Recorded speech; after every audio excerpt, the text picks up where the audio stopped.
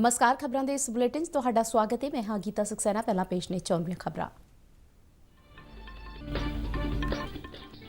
संसद ने राष्ट्रीय सेहत संभाल और संबंधित पेशा कमीशन बिल 2021 पास कर दिता है।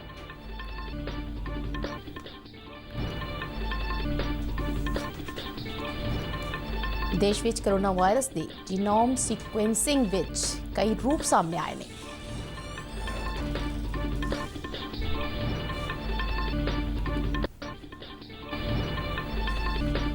केंद्रीय सेहत मंत्रालय ने सूबे और केंद्र शासित प्रदेशों के अधिकारियों को आगामी त्योहारों दौरान स्थानक पद्धर ते पाबंदियां लगाने पर विचार करने की सलाह दी।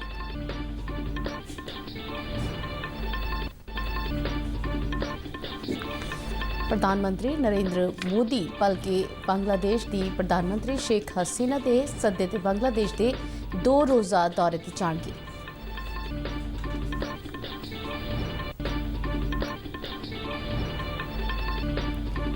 सरकार ने कहा है कि देश में आउंदिया विधानसभा चोणों दौरान विदेशों में रहंदे वोटरां लई डाक राही वोट करने की सहूलत देना संभव नहीं है।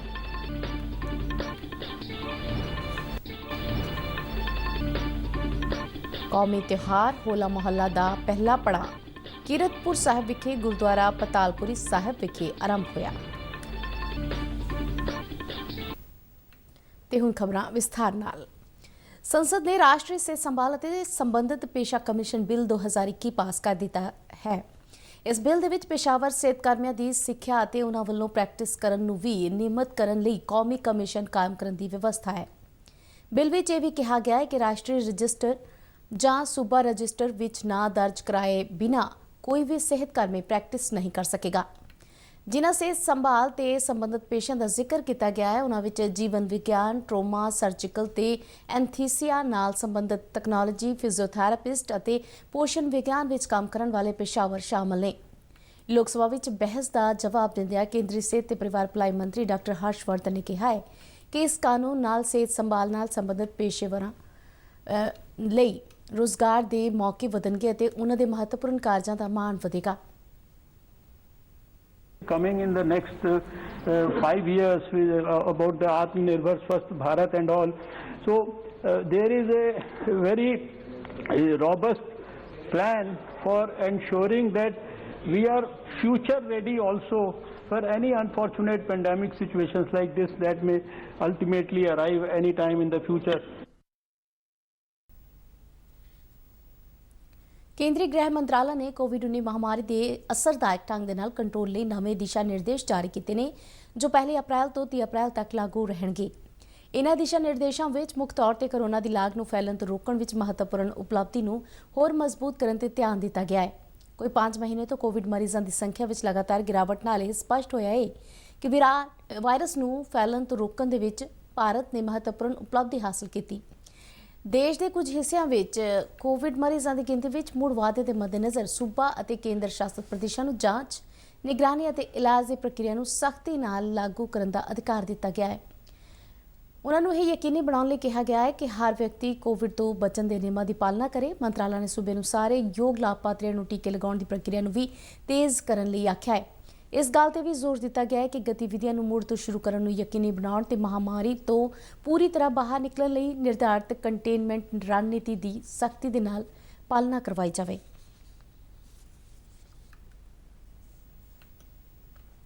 देश में हुण तक 5 करोड़ 8 लाख तो वध व्यक्तियों को कोविड-19 टीके लगाए जा चुके हैं।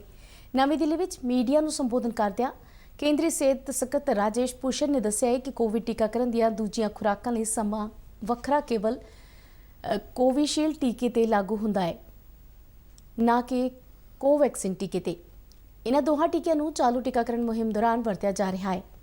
केंद्रीय सेहत सकत्तर ने कहा है कि कोविशील्ड ਦੀਆਂ ਦੋਹਾਂ खुराकां दे विच समां वक्फा वधा के 4 ਤੋਂ 8 हफ्ते किया गया है। यह वक्फा पहली खुराक तो बाद दा है। पहली ते दूजी खुराक दे विच वक्फा 4 ਤੋਂ 6 हफ्ते दा सी। इस समय कुल 3.14% एक्टिव केसेस हैं, यानी रफली 3% एक्टिव केसेस हैं। 1.37% कोविड से होने वाली मृत्यु हैं और 95.49% यानी ऑलमोस्ट 96% ऐसे मामले हैं जो कि क्योर हो चुके हैं। ਪੰਜਾਬ ਤੇ ਮਹਾਰਾਸ਼ਟਰ ਵਿੱਚ ਲਗਾਤਾਰ ਵਧ ਰਹੇ ਕੋਵਿਡ ਮਾਮਲਿਆਂ ਨੂੰ ਚਿੰਤਾ ਦਾ ਗੰਭੀਰ ਵਿਸ਼ਾ ਦੱਸਦਿਆਂ ਉਨ੍ਹਾਂ ਕਿਹਾ ਕਿ ਦੇਸ਼ ਵਿੱਚ ਕਰੋਨਾ ਵਾਇਰਸ ਦੇ ਜੀਨੋਮ ਸੀਕੁਐਂਸਿੰਗ ਦੇ ਕਈ ਰੂਪ ਸਾਹਮਣੇ ਆਏ ਨੇ। ਉਨ੍ਹਾਂ ਕਿਹਾ ਕਿ 1 ਅਪ੍ਰੈਲ ਤੋਂ 45 ਸਾਲ ਤੋਂ ਵੱਧ ਦੀ ਉਮਰ ਦੇ ਲੋਕਾਂ ਦਾ ਟੀਕਾਕਰਨ ਸ਼ੁਰੂ ਹੋ ਜਾਵੇਗਾ। ਇਸ ਮੌਕੇ ਡਾਕਟਰ ਵੀਕੇ ਪੌਲ ਨੇ ਕਿਹਾ ਕਿ ਮਾਹਿਰਾਂ ਦੀ ਰਾਏ ਤੇ ਕੋਵਿਸ਼ੀਲਡ ਟੀਕੇ ਦੀਆਂ ਖੁਰਾਕਾਂ ਦਾ ਵਕਫਾ 4 ਤੋਂ 8 ਹਫ਼ਤੇ ਕੀਤਾ ਗਿਆ ਹੈ। ਡਾਕਟਰ ਪੌਲ ਨੇ ਦੱਸਿਆ ਕਿ ਭਾਰਤ ਵਿੱਚ ਇਸ ਵੇਲੇ ਕਰੋਨਾ ਵਾਇਰਸ ਦੇ 771 वेरिएंट पाए गए ने। के उपलक्ष्य में बहुत सिग्निफिकेंट डेवलपमेंट हुई है कि वैक्सीन की एलिजिबिलिटी का दायरा बहुत बड़े स्केल पे बढ़ाया जा रहा है और ये अब इस तरह से संभव हो सका है कि हमारे वैक्सीन की उपलब्धता एश्योर्ड है, बहुत अच्छी है और आगे बढ़ रही है। दूसरा, हमने देखा है कि हमारे सिस्टम्स परफॉर्म कर रहे हैं, SOPs परफॉर्म करते हैं, हमारा IT प्लेटफॉर्म परफॉर्म कर रहा है। हमारे organisational structure at the vaccination site level has now become seamless and very robust. ਕੇਂਦਰੀ ਸਿਹਤ ਮੰਤਰਾਲਾ ਨੇ ਕੋਰੋਨਾ ਦੇ ਲਗਾਤਾਰ ਵਧਦੇ ਮਾਮਲਿਆਂ ਦੇ ਮੱਦੇਨਜ਼ਰ ਸੂਬਿਆਂ ਅਤੇ ਕੇਂਦਰ ਸ਼ਾਸਿਤ ਪ੍ਰਦੇਸ਼ਾਂ ਦੇ ਅਧਿਕਾਰੀਆਂ ਨੂੰ ਆਗਾਮੀ ਤਿਉਹਾਰਾਂ ਦੌਰਾਨ ਸਥਾਨਕ ਪੱਧਰ ਤੇ ਪਾਬੰਦੀਆਂ ਲਗਾਉਣ ਤੇ ਵਿਚਾਰ ਕਰਨ ਦੀ ਸਲਾਹ ਦਿੱਤੀ ਹੈ। ਕੇਂਦਰੀ ਸਿਹਤ ਮੰਤਰਾਲੇ ਦੀ ਵਧੀਕ ਸਕੱਤਰ ਆਰਤੀ ਆਹੂਜਾ ਨੇ ਸੂਬਿਆਂ ਦੇ ਮੁੱਖ ਸਕੱਤਰਾਂ ਅਤੇ ਕੇਂਦਰੀ ਪ੍ਰਬੰਧਕ ਪ੍ਰਦੇਸ਼ਾਂ ਦੇ ਪ੍ਰਸ਼ਾਸਕਾਂ ਨੂੰ ਸਲਾਹ ਦਿੱਤੀ ਹੈ ਕਿ ਉਹ ਹੋਲੀ, ਸ਼ਬੇ ਬਾਰਾਤ, ਬਿਹੂ, ਈਸਟਰ, ਈਦ ਉਲ ਫਿਤਰ ਆਦਿ ਤਿਉਹਾਰਾਂ ਨੂੰ ਜਨਤਕ ਤੌਰ ਤੇ ਮਨਾਉਣ ਤੋਂ ਰੋਕਣ ਅਤੇ ਲੋਕਾਂ ਦੇ ਇਕੱਠ ਨੂੰ ਘੱਟ ਕਰਨ ਬਾਰੇ ਵਿਚਾਰ ਕਰ ਸਕਦੇ ਨੇ। ਆਪਣੀ ਚਿੱਠੀ ਵਿੱਚ ਉਨ੍ਹਾਂ ਕਿਹਾ ਕਿ ਇਸ ਸਮੇਂ ਮੰਤਰਾਲਾ ਵੱਲੋਂ ਕੋਵਿਡ-19 ਦੇ ਫੈਲਾਅ ਨੂੰ ਰੋਕਣ ਲਈ ਜਾਰੀ ਕੀਤੀ ਗਈ ਸਟੈਂਡਰਡ ਸੰਚਾਲਨ ਪ੍ਰਕਿਰਿਆ ਨੂੰ ਲਾਗੂ ਕਰਨ ਵਿੱਚ ਢਿੱਲ-ਮੱਠ ਨਾਲ ਹੁਣ ਤੱਕ ਪ੍ਰਾਪਤ ਕੀਤੀਆਂ ਗਈਆਂ ਉਪਲਬਧੀਆਂ ਅਤੇ ਲਾਭ ਬੇਅਸਰ ਹੋ ਜਾਣਗੇ। ਉਨ੍ਹਾਂ ਕਿਹਾ ਕਿ ਜਨਤਕ ਥਾਵਾਂ ਅਤੇ ਇਕੱਠ ਦੌਰਾਨ ਉਚਿਤ ਕੋਵਿਡ ਵਿਹਾਰ ਦੀ ਸਖਤੀ ਨਾਲ ਪਾਲਣਾ ਨਾਲ ਹੀ ਕੋਵਿਡ ਦੀ ਲਾਗ ਦੀ ਕੜੀ ਨੂੰ ਤੋੜਿਆ ਜਾ ਸਕਦਾ ਹੈ, ਜਿਸ ਨਾਲ ਦੇਸ਼ ਦੇ ਵਿੱਚ ਕਰੋਨਾ ਮਾਮਲਿਆਂ ਵਿੱਚ ਕਮੀ ਲਿਆਂਦੀ ਜਾ ਸਕਦੀ ਹੈ। ਉਧਰ ਦਿੱਲੀ ਪ੍ਰਸ਼ਾਸਨ ਦੇ ਕਰੋਨਾ ਦੇ ਵਧਦੇ ਮਾਮਲਿਆਂ ਦੇ ਮੱਦੇਨਜ਼ਰ ਹੋਲੀ, ਸ਼ਬੇ ਬਰਾਤ ਅਤੇ ਨਰਾਤਿਆਂ ਸਮੇਤ ਹੋਰ ਤਿਉਹਾਰਾਂ ਨੂੰ ਜਨਤਕ ਥਾਵਾਂ ਤੇ ਮਨਾਉਣ ਤੇ ਰੋਕ ਲਗਾ ਦਿੱਤੀ ਹੈ। ਦਿੱਲੀ ਆਫਤ ਪ੍ਰਬੰਧਨ ਅਥਾਰਟੀ ਨੇ ਸਾਰੇ ਜ਼ਿਲ੍ਹਾ ਅਧਿਕਾਰੀਆਂ ਅਤੇ ਪੁਲਿਸ ਸਮੇਤ ਹੋਰ ਏਜੰਸੀਆਂ ਨੂੰ ਨਿਰਦੇਸ਼ ਦਿੱਤਾ ਹੈ ਕਿ ਆਗਾਮੀ ਤਿਉਹਾਰਾਂ ਦੌਰਾਨ ਜਨਤਕ ਥਾਵਾਂ, ਬਾਜ਼ਾਰਾਂ ਅਤੇ ਧਾਰਮਿਕ ਥਾਵਾਂ ਤੇ ਭੀੜ ਇਕੱਠੀ ਨਾ ਹੋਣ ਦਿੱਤੀ ਜਾਵੇ। ਦਿੱਲੀ ਸਰਕਾਰ ਨੇ ਦੂਜੇ ਸੂਬਿਆਂ ਤੋਂ ਆਉਣ ਵਾਲੇ ਯਾਤਰੀਆਂ ਦੇ ਲਈ ਅੱਜ RT-PC ਜਾਂਚ ਕਰਾਉਣ ਦੇ ਨਿਰਦੇਸ਼ ਦਿੱਤੇ। ਇਹ ਹੁਕਮ ਹਵਾਈ ਅੱਡਿਆਂ, ਰੇਲਵੇ ਸਟੇਸ਼ਨਾਂ ਅਤੇ ਅੰਤਰਰਾਜੀ ਬੱਸ ਅੱਡਿਆਂ ਤੇ ਲਾਗੂ ਹੋਵੇਗਾ। ਮੁੰਬਈ ਦੇ ਵਿੱਚ ਵੀ ਕਰੋਨਾ ਮਾਮਲਿਆਂ ਵਿੱਚ ਵਾਧੇ ਦੇ ਮੱਦੇਨਜ਼ਰ ਸਥਾਨਕ ਪ੍ਰਸ਼ਾਸਨ ਨੇ ਸਾਰੀਆਂ ਜਨਤਕ ਅਤੇ ਨਿੱਜੀ ਥਾਵਾਂ ਤੇ ਹੋਲੀ ਸਮਾਗਮ ਕਰਨ ਤੇ ਪਾਬੰਦੀ ਲਗਾ ਦਿੱਤੀ ਹੈ। ਪੰਜਾਬ ਵਿੱਚ ਕਰੋਨਾ ਵਾਇਰਸ ਦੇ ਵਧਣ ਦਾ ਸਿਲਸਿਲਾ ਜਾਰੀ ਹੈ ਤੇ ਹਰ ਰੋਜ਼ ਕਰੋਨਾ ਵਾਇਰਸ ਨਾਲ ਗ੍ਰਸਤ ਮਰੀਜ਼ਾਂ ਦੀ ਗਿਣਤੀ ਦੇ ਨਾਲ ਇਸ ਨਾਲ ਜਾਨ ਗਵਾਉਣ ਵਾਲਿਆਂ ਦੀ ਗਿਣਤੀ ਦੇ ਵਿੱਚ ਵੀ ਵਾਧਾ ਹੋ ਰਿਹਾ ਹੈ। ਸਿਹਤ ਵਿਭਾਗ ਦੇ ਅੰਕੜਿਆਂ ਦੇ ਅਨੁਸਾਰ ਸੂਬੇ ਦੇ ਵਿੱਚ ਬੀਤੇ ਦਿਨ 2634 ਨਵੇਂ ਕਰੋਨਾ ਮਾਮਲੇ ਸਾਹਮਣੇ ਆਏ ਨੇ ਤੇ ਕਰੋਨਾ ਦੇ ਨਾਲ 39 ਹੋਰ ਮੌਤਾਂ ਹੋਈਆਂ ਨੇ। ਇਸੇ ਦੌਰਾਨ ਸਿਹਤ ਵਿਭਾਗ ਨੇ ਦੱਸਿਆ ਕਿ 1455 ਕਰੋਨਾ ਮਰੀਜ਼ ਠੀਕ ਹੋਏ ਨੇ। ਬੀਤੇ ਦਿਨ ਜਲੰਧਰ ਦੇ ਵਿੱਚ ਸਭ ਤੋਂ ਵੱਧ 11 ਮੌਤਾਂ, ਲੁਧਿਆਣਾ ਤੇ ਅੰਮ੍ਰਿਤਸਰ ਦੇ ਵਿੱਚ 2-2, ਹੁਸ਼ਿਆਰਪੁਰ ਦੇ ਵਿੱਚ 4 ਮੌਤਾਂ ਹੋਈਆਂ ਨੇ। ਕਰੋਨਾ ਦੇ ਜ਼ਿਆਦਾ ਮਾਮਲੇ ਲੁਧਿਆਣਾ, ਜਲੰਧਰ, ਅੰਮ੍ਰਿਤਸਰ, ਕਪੂਰਥਲਾ, SBS ਨਗਰ, SAS ਨਗਰ ਤੋਂ ਆਏ ਨੇ। ਲੁਧਿਆਣਾ ਤੋਂ 320, ਜਲੰਧਰ 352, ਪਟਿਆਲਾ 276, SAS ਨਗਰ 303, ਅੰਮ੍ਰਿਤਸਰ 296, ਗੁਰਦਾਸਪੁਰ 172 ਕਰੋਨਾ ਮਾਮਲੇ ਸਾਹਮਣੇ ਆਏ ਨੇ। ਹੁਣ ਪੰਜਾਬ ਵਿੱਚ 20,522 ਕੁੱਲ ਕਰੋਨਾ ਐਕਟਿਵ ਮਾਮਲੇ ਹੋ ਗਏ ਨੇ। ਜਲੰਧਰ ਵਿੱਚ ਲਗਾਤਾਰ ਵਧ ਰਹੇ ਕਰੋਨਾ ਮਾਮਲਿਆਂ ਬਾਰੇ ਜਲੰਧਰ ਦੇ ਡਿਪਟੀ ਕਮਿਸ਼ਨਰ ਘਨਸ਼ਿਆਮ ਥੋਰੀ ਨੇ ਦੱਸਿਆ ਹੈ ਕਿ ਇਸ ਨੂੰ ਵੇਖਦਿਆਂ ਕਰੋਨਾ ਟੈਸਟਾਂ ਦੀ ਗਿਣਤੀ ਦੇ ਵਿੱਚ ਵਾਧਾ ਕੀਤਾ ਗਿਆ ਹੈ। 15 ਦੇ ਕਰੀਬ ਪੁਲਿਸ ਨਾਕਿਆਂ ਤੇ ਮਾਸਕ ਨਾ ਲਗਾਉਣ ਦੇ ਚਲਾਨ ਦੇ ਨਾਲ ਕਰੋਨਾ ਟੈਸਟ ਵੀ ਕੀਤੇ ਜਾ ਰਹੇ ਨੇ। ਡਿਪਟੀ ਕਮਿਸ਼ਨਰ ਜਲੰਧਰ ਨੇ ਲੋਕਾਂ ਨੂੰ ਅਪੀਲ ਕੀਤੀ ਹੈ ਕਿ ਉਹ ਜਲਦੀ ਤੋਂ ਜਲਦੀ ਵੈਕਸੀਨੇਸ਼ਨ ਕਰਵਾ ਲੈਣ, ਕਿਉਂਕਿ 1 ਅਪ੍ਰੈਲ ਤੋਂ 5 ਸਾਲ ਤੋਂ ਵੱਧ ਉਮਰ ਦੇ ਸਾਰੇ ਲੋਕਾਂ ਨੂੰ ਟੀਕਾ ਲਗਾਉਣ ਦੇ ਲਈ ਕੇਂਦਰ ਸਰਕਾਰ ਵੱਲੋਂ ਹਦਾਇਤਾਂ ਜਾਰੀ ਕੀਤੀਆਂ ਗਈਆਂ ਨੇ। ਕਰੋਨਾ ਦੀ ਦੂਜੀ ਲਹਿਰ ਬਾਰੇ ਚਿੰਤਾ ਪ੍ਰਗਟ ਕਰਦਿਆਂ ਡਿਪਟੀ ਕਮਿਸ਼ਨਰ ਨੇ ਕਿਹਾ ਹੈ ਕਿ ਇਹ ਕਰੋਨਾ ਸਟ੍ਰੇਨ ਪਹਿਲਾਂ ਨਾਲੋਂ ਵੱਖਰਾ ਹੋਣ ਕਰਕੇ ਸਾਨੂੰ ਸਾਰਿਆਂ ਨੂੰ ਵਧੇਰੇ ਸਾਵਧਾਨੀ ਦੀ ਲੋੜ ਹੈ। ਮੈਂਡੇਟਰੀ ਟੈਸਟ ਵੀ ਕੀਤਾ ਜਾਂਦਾ ਹੈ ਜੇਕਰ ਕਿਸੇ ਨੇ ਮਾਸਕ ਨਾ ਪਾਇਆ ਹੋਵੇ। ਸੋ ਵੱਧਦੇ ਹੋਏ ਕੇਸਿਸ ਨੂੰ ਦੇਖਦੇ ਹੋਏ ਇੱਕ ਤਾਂ ਅਸੀਂ ਅਰਲੀ ਡਿਟੈਕਸ਼ਨ ਲਈ ਸੈਂਪਲਿੰਗ ਵਧਾ ਦਿੱਤੀ ਹੈ। ਜਿਹੜਾ ਜਲੰਧਰ ਜ਼ਿਲ੍ਹੇ ਦਾ ਟੀਚਾ 4000 ਹੈ, ਅਸੀਂ ਹੁਣ ਆਲਮੋਸਟ ਡੇਲੀ ਦੇ ਬੇਸਿਸ ਤੇ 5500 ਤੋਂ 6000 ਸੈਂਪਲਿੰਗ ਕਰ ਰਹੇ ਹਾਂ। ਤੇ ਪਹਿਲਾਂ ਜਿਹੜੀ ਇਨਫੋਰਸਮੈਂਟ ਡਰਾਈਵ ਘਟਾ ਦਿੱਤੀ ਗਈ ਸੀਗੀ, ਉਹ ਵੀ ਇਨਫੋਰਸਮੈਂਟ ਡਰਾਈਵ ਦੁਬਾਰਾ ਤੋਂ ਚਲਾਨ ਡਰਾਈਵ ਵੀ ਚਾਲੂ ਹੋ ਗਏ ਹੈ। ਸਾਡੇ ਆਲਮੋਸਟ 15-16 ਨਾਕੇ ਵੀ ਨੇ ਜਿੱਥੇ ਚਲਾਨ ਤੋਂ ਇਲਾਵਾ ਮੈਂਡੇਟਰੀ ਟੈਸਟ ਵੀ ਕੀਤਾ ਜਾਂਦਾ ਹੈ ਜੇਕਰ ਕਿਸੇ ਨੇ ਮਾਸਕ ਨਾ ਪਾਇਆ ਹੋਵੇ। ਸੋ ਇਸ ਟਾਈਪ ਦੀ ਇਨਫੋਰਸਮੈਂਟ ਐਕਟੀਵਿਟੀਜ਼ ਵੀ ਵਧਾਈ ਜਾ ਰਹੀ ਹੈ। ਅਸੀਂ ਹਸਪੀਟਲਸ ਨਾਲ ਤਾਲਮੇਲ ਕਰਕੇ ਬੈੱਡਸ ਨੂੰ ਵੀ ਲਗਾਤਾਰ ਦੇਖ ਰਹੇ ਹਾਂ ਵੀ ਆਈਸੀਯੂ ਬੈੱਡਸ ਤੇ ਆਕਸੀਜਨ ਵਾਲੇ ਬੈੱਡਸ ਹੈ ਉਹਨਾਂ ਨੂੰ ਵੀ ਠੀਕ ਕੀਤਾ ਜਾਵੇ। ਐਂਡ ਜਿਹੜੀ ਸਾਡੀ ਕਪੈਸਿਟੀ ਹੈ ਵੈਕਸੀਨੇਸ਼ਨ ਕਰਾਉਣ ਦੀ ਉਹ ਵੀ ਹੁਣ 95 ਸਾਈਟਸ ਚੱਲ ਰਹੀਆਂ ਨੇ। ਸਾਰੇ ਸਾਡੇ primary health centre, community health centre, sub divisional hospital, civil hospital, ਉਸ ਤੋਂ ਇਲਾਵਾ ਤਕਰੀਬਨ 45 ਪ੍ਰਾਈਵੇਟ ਹਸਪੀਟਲ ਸਾਰੇ ਥਾਵਾਂ ਤੇ ਵੈਕਸੀਨੇਸ਼ਨ ਡਰਾਈਵ ਚੱਲ ਰਹੀ ਹੈ ਜਿੱਥੇ ਤਕਰੀਬਨ ਅਸੀਂ ਹੁਣ 10,000 ਲੋਕਾਂ ਨੂੰ ਇੱਕ ਦਿਨ ਦੇ ਵਿੱਚ ਵੈਕਸੀਨੇਟ ਕਰ ਸਕਦੇ ਨੇ। ਤੇ ਉੱਥੇ ਵੀ ਤਕਰੀਬਨ ਮੈਂ ਦੇਖ ਰਿਹਾ 5 ਤੋਂ 6,000 ਵੈਕਸੀਨੇਸ਼ਨ ਹੀ ਲੱਗ ਰਹੀਆਂ ਨੇ। ਸੋ ਸਾਡੀ ਹਲੇ ਵੀ ਕੈਪੈਸਿਟੀ ਹੈ ਉਹ ਥੋੜੀ ਅੰਡਰ ਯੂਟਿਲਾਈਜ਼ਡ ਹੈ। ਤਾਂ ਮੈਂ ਲੋਕਾਂ ਨੂੰ ਅਪੀਲ ਕਰਾਂਗਾ ਕਿ ਅੱਗੇ ਆ ਕੇ ਛੇਤੀ ਹੀ ਵੈਕਸੀਨੇਸ਼ਨ ਕਰਾਈਏ ਤਾਂ ਕਿ ਆਪਾਂ ਇਸ ਮਹਾਮਾਰੀ ਤੋਂ ਬਚ ਸਕੀਏ। ਜਲੰਧਰ ਦੇ civil surgeon doctor Balwant Singh ਨੇ ਕਿਹਾ ਹੈ ਕਿ ਕੋਰੋਨਾ ਮਾਮਲੇ ਦੇ ਵਧਣ ਨੂੰ ਲੋਕਾਂ ਵੱਲੋਂ ਗੰਭੀਰਤਾ ਨਾਲ ਨਾ ਲੈਣ ਕਰਕੇ ਵਾਇਰਸ ਵਿਕਰਾਲ ਰੂਪ ਧਾਰਨ ਕਰ ਰਿਹਾ ਹੈ। ਸਿਵਲ ਸਰਜਨ ਨੇ ਲੋਕਾਂ ਨੂੰ ਸਮਾਜਿਕ ਦੂਰੀ, ਮਾਸਕ ਪਾਉਣ ਅਤੇ ਵਾਰ-ਵਾਰ ਹੱਥ ਧੋਣ ਦੀ ਅਪੀਲ ਕਰਦਿਆਂ ਵੈਕਸੀਨੇਸ਼ਨ ਕਰਾਉਣ ਦੇ ਲਈ ਕਿਹਾ ਹੈ। ਪ੍ਰਧਾਨ ਮੰਤਰੀ ਨਰਿੰਦਰ ਮੋਦੀ ਭਲਕੇ ਬੰਗਲਾਦੇਸ਼ ਦੇ ਪ੍ਰਧਾਨ ਮੰਤਰੀ ਸ਼ੇਖ ਹਸੀਨਾ ਦੇ ਸੱਦੇ ਤੇ ਬੰਗਲਾਦੇਸ਼ ਦੇ 2 ਰੋਜ਼ਾ ਦੌਰੇ ਤੇ ਜਾਣਗੇ। ਇਸ 2 ਰੋਜ਼ਾ ਦੌਰੇ ਦੌਰਾਨ ਉਹ 3 ਮਹੱਤਵਪੂਰਨ ਸਮਾਗਮਾਂ ਦੇ ਵਿੱਚ ਸ਼ਿਰਕਤ ਕਰਨਗੇ।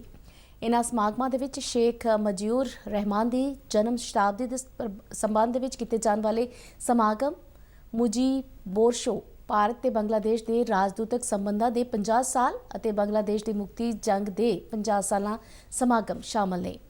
ਨਵੀਂ ਦਿੱਲੀ ਵਿੱਚ ਵਿਦੇਸ਼ ਸਕੱਤਰ ਹਰਸ਼ਵਰਧਨ ਸ਼ਿੰਗਲਾ ਨੇ ਮੀਡੀਆ ਨੂੰ ਸੰਬੋਧਨ ਕਰਦਿਆਂ ਕਿਹਾ ਕਿ ਇਸ ਤੋਂ ਪਹਿਲਾਂ ਪ੍ਰਧਾਨ ਮੰਤਰੀ ਨੇ 2015 ਵਿੱਚ ਬੰਗਲਾਦੇਸ਼ ਦਾ ਦੌਰਾ ਕੀਤਾ ਸੀ। ਉਹਨਾਂ ਕਿਹਾ ਕਿ ਬੰਗਲਾਦੇਸ਼ ਦੀ ਮੁਕਤੀ ਜੰਗ ਦੇ ਨੇਕ ਕੰਮ ਦੇ ਵਿੱਚ ਭਾਰਤ ਨੇ ਪੂਰੀ ਮਦਦ ਕੀਤੀ ਸੀ ਅਤੇ ਇਸ ਲੜਾਈ ਦੌਰਾਨ ਕਈ ਭਾਰਤੀ ਜਵਾਨਾਂ ਨੇ ਸ਼ਹੀਦੀਆਂ ਦਿੱਤੀਆਂ ਸਨ। ਉਹਨਾਂ ਕਿਹਾ ਕਿ ਬੰਗਲਾਦੇਸ਼ ਦਾ ਸੁਰੱਖਿਆ ਅਤੇ ਰੱਖਿਆ ਸਹਿਯੋਗ ਇੱਕ ਮਹੱਤਵਪੂਰਨ ਹਿੱਸਾ ਹੈ ਤੇ ਹਾਲ ਹੀ ਦੇ ਵਿੱਚ ਅਸੀਂ ਰੱਖਿਆ ਸਹਿਯੋਗ ਬਾਰੇ ਸਮਝੌਤੇ ਤੇ ਦਸਤਖਤ ਕੀਤੇ ਨੇ। The visit comes at a momentous time in our bilateral ties.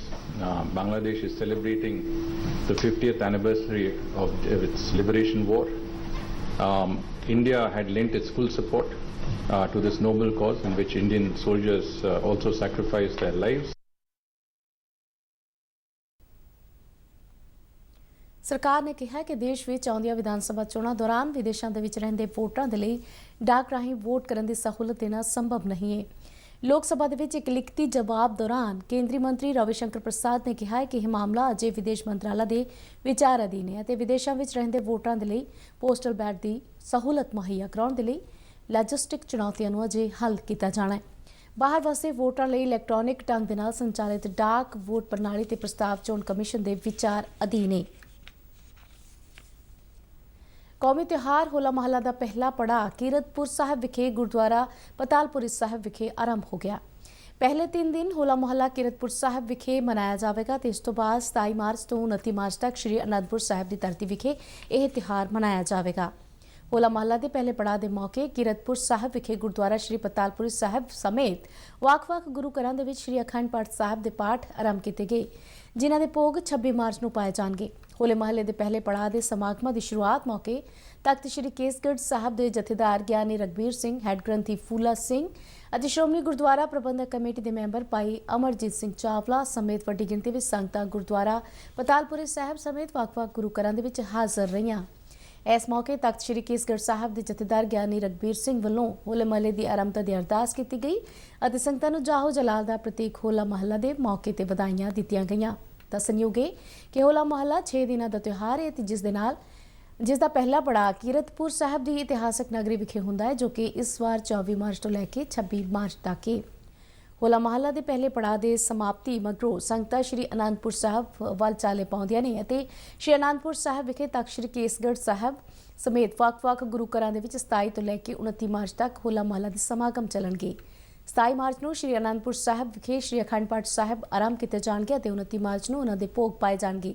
ਇਸ ਉਪਰੰਤ ਗੁਰੂ ਘਰਾਂ ਦੇ ਵਿੱਚ ਕੀਰਤਨ, ਕਥਾ ਅਤੇ ਗੁਰਬਾਣੀ ਦਾ ਪ੍ਰਵਾਹ ਨਿਰੰਤਰ ਚੱਲੇਗਾ। 29 ਮਾਰਚ ਨੂੰ ਸ਼੍ਰੋਮਣੀ ਗੁਰਦੁਆਰਾ ਪ੍ਰਬੰਧਕ ਕਮੇਟੀ ਅਤੇ ਸਮੂਹ ਨਿਹੰਗ ਸਿੰਘ ਜਥੇਬੰਦੀਆਂ ਵੱਲੋਂ ਮਹੱਲਾ ਸਜਾਇਆ ਜਾਵੇਗਾ, ਜਿਸ ਨੂੰ ਵੇਖਣ ਦੇ ਲਈ ਦੇਸ਼ਾਂ ਵਿਦੇਸ਼ਾਂ ਤੋਂ ਸੰਗਤਾਂ ਲੱਖਾਂ ਦੀ ਤਾਦਾਦ ਦੇ ਵਿੱਚ ਸ੍ਰੀ ਅਨੰਦਪੁਰ ਸਾਹਿਬ ਵਿਖੇ ਪਹੁੰਚਦੀਆਂ ਨੇ। ਇਸ ਦੇ ਨਾਲ ਹੀ ਖਬਰਾਂ ਦਾ ਇਹ ਬੁਲੇਟਿਨ ਖਤਮ ਹੁੰਦਾ ਹੈ। ਇਜਾਜ਼ਤ ਦਿਓ। ਨਮਸਕਾਰ।